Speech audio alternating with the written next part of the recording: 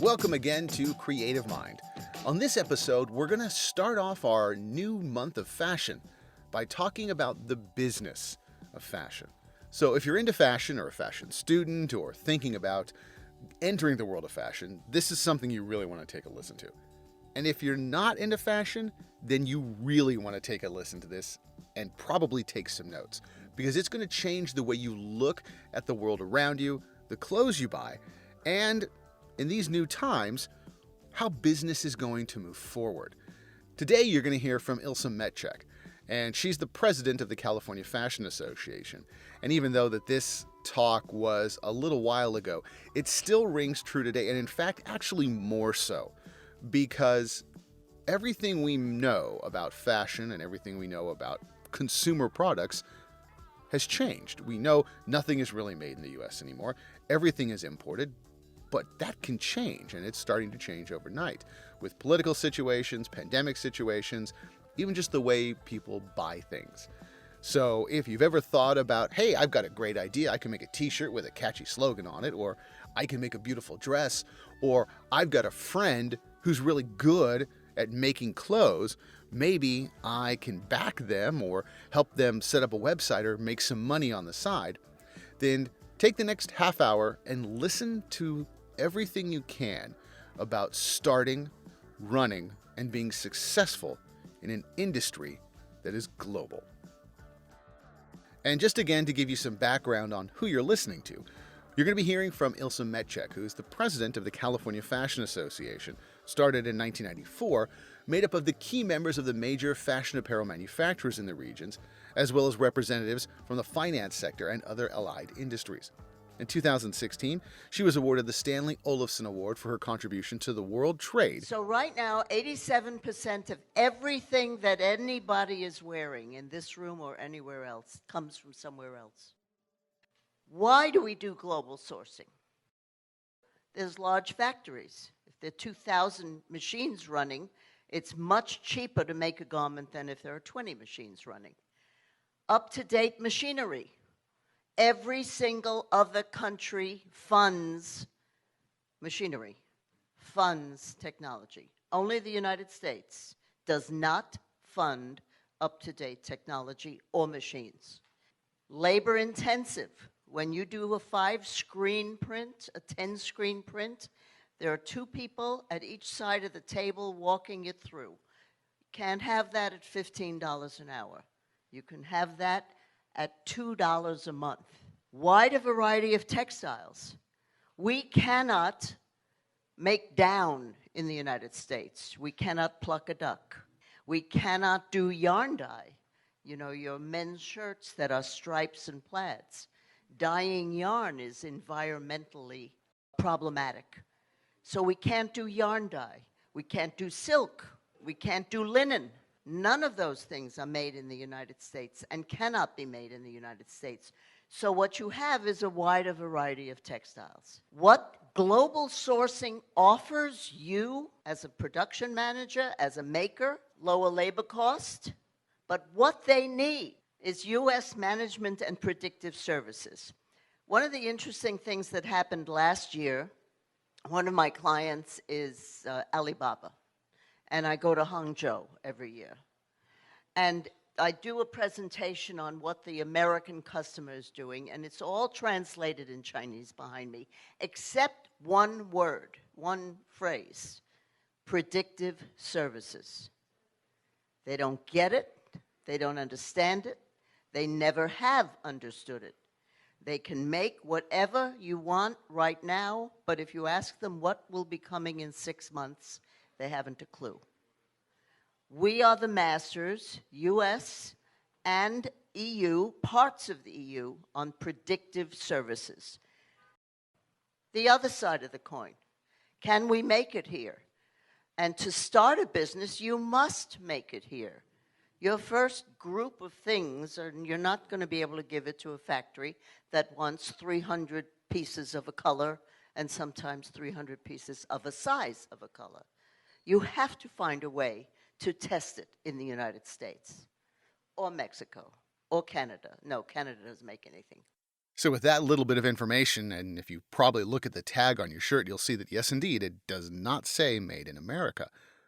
But can clothes be made in America anymore? And why is that something we even worry about? When it comes down to the raw materials, the design, the manufacturing, it's all done somewhere else, along with a lot of everything else that we own. It's a global marketplace, it's a global industry. And there's some things to think about as you're working in an industry that is highly globalized. So what do you get when you make it domestically? You can make 10 pieces. You can make smaller lots. You can make 10 styles, more SKUs per line if you want to make caftans. You can make 15 caftans, 20 pieces of each. You can't do that anywhere in the world other than domestic manufacturing. Now, that's costly, but you can do it. Quick turnaround. And you're in the factory. If you don't like the way they're sewing or something's not working well for the first 2 or 3 garments, you change it quickly. That's the benefits of making it domestically. Making your business here. I'm not talking about making your samples or making that first line you want to show your first employer. Immigration status ruling. This is not a political statement, guys, but the law is, the federal law is, Social Security number. When you are hired, the first thing they ask you is for your Social Security number. 4 months later, you get a letter from Social Security, no match. It's called a no match letter.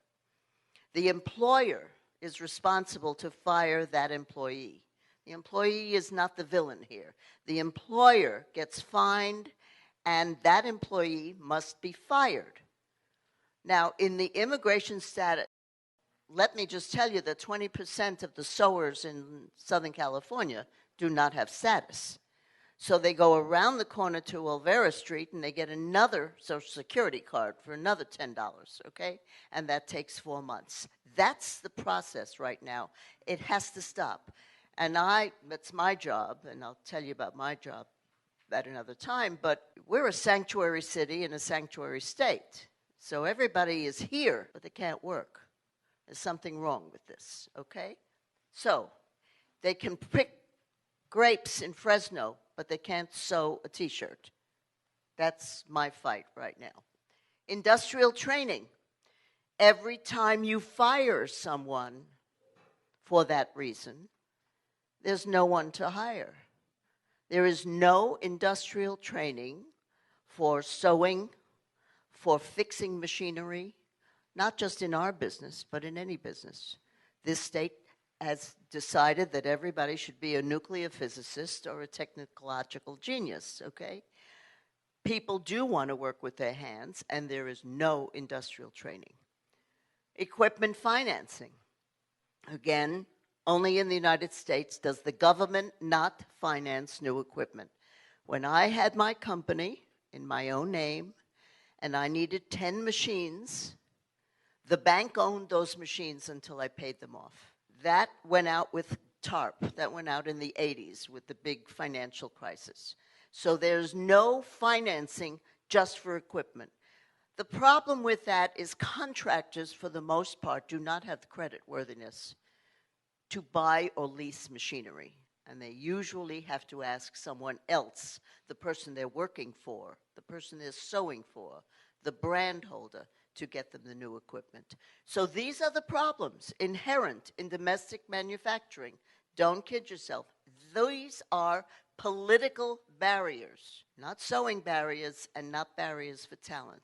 However, and there's everything I'm going to tell you has a however. I just want you to know that. Who cares? Who really cares about Made in USA? This is a Harris poll last year. When you see an ad, are you more likely to buy it? So the older you get, the more you care. Anybody under 18 does not give a damn. They just want what they want when they want it, okay? But the fact is, 75% of those polled at any age will only pay 15% more for something. That's the max, if they really feel they want Made in USA. So if you have a pair of jeans that are $100 or $115, or $117, the $100 jean will be bought, whether it's made in USA or China. An important question that a lot of people don't think to ask is, who's the actual consumer of the clothing that I'm designing or the product I'm making? Who's going to buy it? What do I need to know about them? Ilse has some tips. Who's the consumer and the fashion retailing today? And ladies and gentlemen, it has taken us 20 years to get to where we are now with the internet and all of that. And I will tell you that by the time you are in the executive world, 5 years from now, it will be changed. The two best retailers in the country, by virtue of profitability and growth, are TJ Maxx and Ross Stores, and neither one of them has a sophisticated website or online purchasing. Profitability and growth, TJ Maxx and Ross Stores, and they have buyers that buy that product. As a share of apparel and footwear, it is significantly going, and again, without the benefit of significant e-commerce business. So by year end of 2020, 80% of everything that's an in-store purchase will be influenced. And I say influenced because influence does not mean bought. Online is the big gorilla in the room. But only 15% of all apparel is bought online. 80% is researched. So we are in a position of disruption and uncertainty. Everybody in the business will tell you that, and the older people will say, oh my God, it's not the way it used to be. Well, thank goodness, okay? Change is good. And the total amount of business being done in the United States in consumer products, and that's shoes, apparel, aprons, socks, children's wear, is up. We have a top-to-bottom transformation. The old way of you make a line, you show it to buyers at a trade show, the buyers put it in the store and hope it sells. Gone.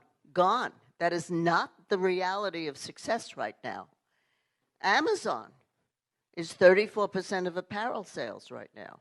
They transforming the way consumers consume it and pay for it. And we have no fashion calendar. We're going to be wearing white pants in November, I am sure, okay? And sleeve, not even just because it's warm out, because nobody cares anymore. Merchandising happens every 10 weeks. If you're not showing new product all the time, you are not going to be in business doing 3 seasons a year, 5 seasons a year, every 10 weeks. Obviously, online is the way to go. You're listening to a podcast that you're listening to online. Everything is online. With just a mouse click away and it's delivered to your front door. But what does that really mean? Are people only going to buy online, or are they just going to do research online? Ilse has some tips to think about how your online presence goes into the design and the manufacturing of your product. So what is online? This is your responsibility, not because you're fooling around with it and you're watching it while you're eating dinner, okay? This is your responsibility to know what to do with this to be successful with your brand. And your face is your brand. The website tells your story. It doesn't want to hear about Aunt Fanny or Uncle Harry. It wants to hear about your story. Blogs, grow your story. If you can't write an essay or write a blog, find someone who can. Facebook shares it. YouTube demonstrates it. Twitter, constantly. Now you have Snapchat, Instagram, Pinterest, all the rest. Personally, I don't do any of this. But as a business person, you must know its use and how to make use of it. The noise from all of this affects your ability to sell your brand. And now we have bloggers as brand builders. What used to be a brand builder? Vogue. 17, Harper's. When's the last time you guys ever looked at those other than research? Bloggers are the brand builders, and they all make money. 50% of the influencers charge about $20,000 a year. But let me just give you a fact of life now. And this, I think, are the realities of law that you, if you're going to be in business, must know about. It is against the law. FTC is the federal, not state, trade commission. Influencer posts are deceptive endorsements unless it says this is a paid post before the hashtag, not after the hashtag, before the hashtag. It is now Naomi Campbell got caught with it, Chia got caught, Christina, they're all getting caught with that, a fine, major fine for as many days as it's up. So if your blogger, your influencer, is getting the merchandise free or is being paid for it, they must say so. And that is now coming leaps and bounds. Everybody's getting a letter. The other law that you must know for your own sake is the right of publicity. If you see Gigi Hadid or her sister wearing your coat and you put it on your website saying, see, she's wearing my coat, this is now civil. You will not be fined. You will be sued by Gigi's agent and the photographer. The photographer has the right to that picture. You cannot repost it. So what happens is as things change in life and in law and in fashion, a law comes up and screws everything up. Truly.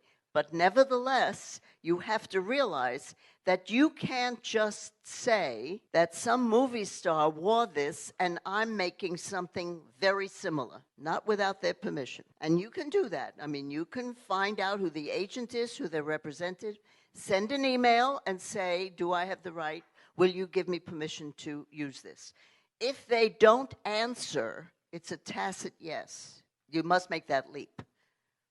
Globally, we have what's called transnational. What's happening here is happening there, wherever there is. And we have also the democracy of consumption. There's no such thing as waiting 6 months until it trickles down. And fashion has no price. Has no price. Whatever is in, you will buy it from whomever you are used to buying it from. You're not going to look for the cheapest denim jacket. You're going to go where you're comfortable buying it. Big change. If you look at your shirt and there's a photograph of a sports player on there, guess what? The player wants to get paid, the photographer wants to get paid, and probably somewhere else along the line, somebody wants to, and probably somewhere else down the line, a lawyer and an agent or a manager wants to get paid. That's called licensing because it's an intellectual property. And intellectual property and some of the future business ideas are something that Ilse is going to really break down for us. So what is happening now? Licensing, where they're renting their names. As soon as somebody gets an agent, they want something, they want a label. The most successful brand is Gwen Stefani for 24 years. She's not as young as she looks, by the way. But Harajuku and Lamb has been a brand for 24 years. She is the single largest earner of licensing. Now, what is licensing? She doesn't make any of this. And what you have now is diffusion licensing. And here's the big question. This is the big question for the next 4 or 5 years. You have Target doing brands, okay? So you have Missoni for Target and Missoni. If you went on to eBay right now and looked for a Missoni scarf, you would not know whether it came from Italy or from Target. Was it $30 or was it $350? You don't know. Doesn't diffusion say to you, if it's cheaper, why am I spending the top dollar for it? That's the question that's happening now in terms of diffusion licensing. Because what is important is the difference between a knockoff and diffusion is very, very important. Intellectual property rights. Trademark, patent, copyright, counterfeit, trade dress, they're all different. And they all take, if you are going into business, a line item is called lawyer. You will be sued one way or another in our business if you don't know the rules going in. Copyright is the bane of our existence in the apparel business. Copyright is only artwork. It's only prints. It's only the back of a jean where you do that embroidery or whatever. You send $40 to U.S. Copyright Office and you have a copyright. Please note in this room the lack of prints. The effect of the preponderance of cases of copyright law has affected the way we design. So with all that information in hand, how is one to be successful in the industry? Ilse has some great closing remarks for us. And to all of you, I must say, no one does it alone. I know you are all creative geniuses, no question about it. But no one is successful, no one, without knowing the other side of the coin. The only one that I can think of is Karl Lagerfeld, who never owned anything. He never was a partner in any of his companies, not a partner in Chanel. He wasn't even a partner in the brand that has his own name.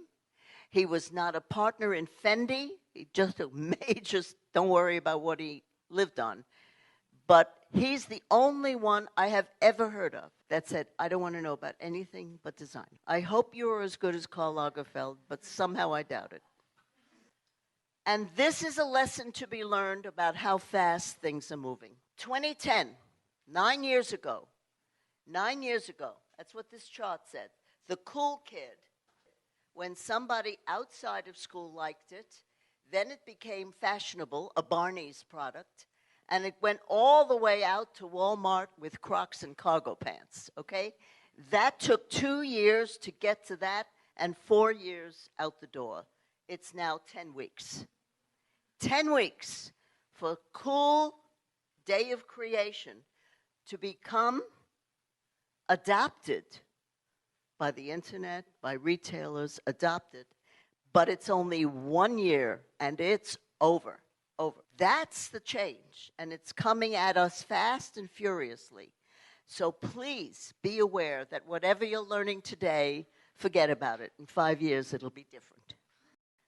Artificial intelligence, AI, this is all data analytics. How do they decide at Stitch Fix what to put in that box? Analytics. They know what sizes, where you go for lunch, what you eat, what's your pattern of living. Algorithms give data to predict the product, the features that customers want. Fabulous information, fabulous study here. You have 3D coming. We already have Rothy. I don't know how many of you know Rothy footwear. They're fabulous. They're up here, San Francisco. 3D knitting and quick dry technology into footwear. Recycled plastic water bottles. It is not perfected yet to mass, but everybody's working on these things. Robotics. Nike already uses robotics to make the bottoms of shoes and to put the laces in. What do you have to do to be successful? Product is only one part of it. You have to know data and technology. Experience. What is experience? It's the fact that you can't touch anything on the internet. You want to go into the store, you want to touch it, feel it. Entertainment. You're going into a mall not to buy clothes. You're going into a movie. You're going to go eat. There are many, many things you're going into a mall. And you're part of that entertainment. And business is different. Okay? When I am not around since 1924. So let's not get carried away here with age. But Mr. Selfridge is the largest retailer in London. And Mr. Selfridge came from Macy's. And he has in cement over the doors of Selfridge the right product in the right place at the right time. It's over. It's over. The right offer for the right consumer in the right channel with the right voice. That's the business today. Product has nothing to do with it. So there you have it. A little bit of insight, well, actually a lot of insight into the business of fashion. Something you may not have thought about as you decided to put some pen to paper and draw out your next line. But if you've ever dreamed about a career in art and design, there's a lot to learn. And more art and design careers are on the rise. And employers are also on the hunt for the next generation of talented and skilled creative professionals. And you will get the work-ready skills that employers want, not just design skills, but some of that business acumen that Ilse talks about. And you can study at the Academy of Art University in downtown San Francisco, or more importantly, anywhere in the world with our online programs. So to request more information about our 40-plus areas of study in art and design, including game development, fashion design, photography, filmmaking, UX design, and more, visit academyart.edu/creativemind. And if you're liking what you hear so far, please hit subscribe on whatever device you're listening to so that you don't miss our weekly updates. Thanks for listening.